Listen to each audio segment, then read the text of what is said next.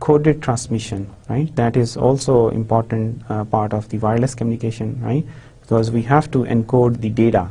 So we have different types of encoding, source encoding, right? Because as we discussed again and again that the ultimate goal is service access.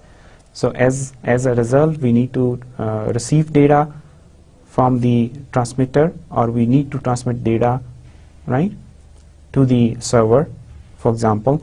So there are different coding levels. So first of all, for example, if I'm going to transmit an image from one point to another point, irrespective of wired or wireless communication, so there are certain methods which I have to adopt. For example, I have to use the source encoding, right? So that the information that is not